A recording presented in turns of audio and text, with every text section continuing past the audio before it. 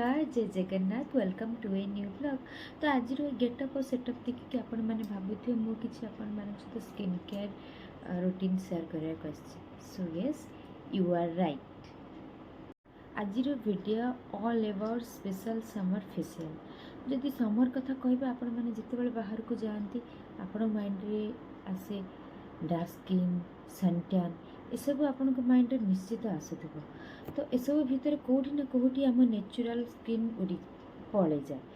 तो इस natural skin को आने ये फेशियल अमेजिंग। तो सब अमेजिंग जिनसपाई किसी आपन को अधिक पैसा खर्च कर से भूल जिन आपण को घरे रहीकि भी आपण मैंने सब नेचुराली करें। बस आपण को किचन को जी बस छोट मोट किसी सामग्री दरकार से सब आने आपड़ यूज करें। सो ठीक अच्छे चलते स्टार्ट करवा आज वीडियो। ता आगुरी जदि आपण मो चैनल को सब्सक्राइब करना प्लीज मो चैनल को सब्सक्राइब कर दिंतु। ये गोटे छोट बाउल नहीं बाउल रे किछि बेसन और हाफ टमाटर जूस को ऐड करदेवी। आपण मैंने चाहिए बेसन को रेगुलरली यूज करें। बेसनटा आपण को टैन रिमूव कर हेल्प करिवो। ओके चलते स्टार्ट करें सुपर इजी फेशियल।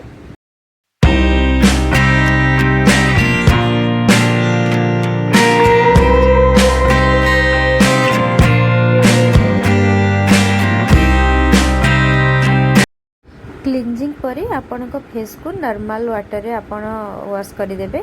देन गोटे सफा टॉवल ले आपण को फेस को भल भाव में पोछि देबे।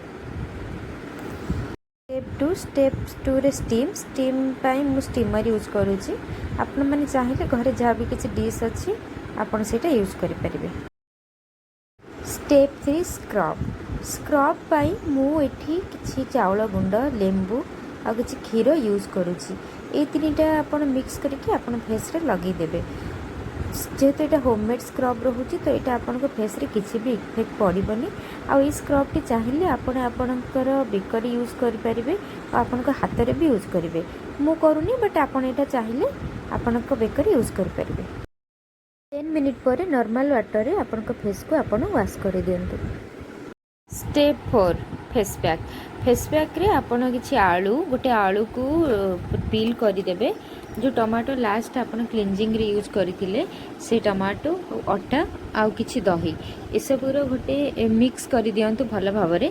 तापरे ताकू फेस पैक रे यूज करंतु।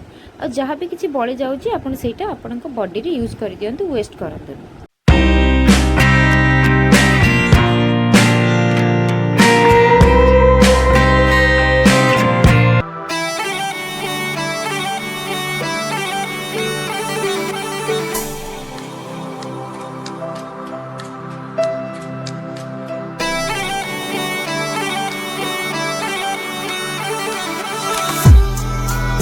फाइनली मो मुह को नॉर्मल वाटर रे धोई सारा परे आपन देखंतु मो मुहरे टोटाली टैन डार्क सर्कल नहीं पूरा टोटल क्लीन अच्छी। तापरे मो मॉइस्चराइजर यूज करछि। आपन आपन का पसंद रो मॉइस्चराइजर आपन थरे यूज करि परिबे। होप ये वाला वीडियो आपण मानन को बहुत हेल्पफुल थिला और इजी भी थिला। आपण माने समर ये वाला फेशियल डेफिनेटली यूज करंतु। आपण माने एपर्यंत जदि मो चैनल को सब्सक्राइब करना सब्सक्राइब करंतु और जो मैंने सब्सक्राइब कर मैंने लाइक कमेंट और शेयर करंतु। Thank you for watching.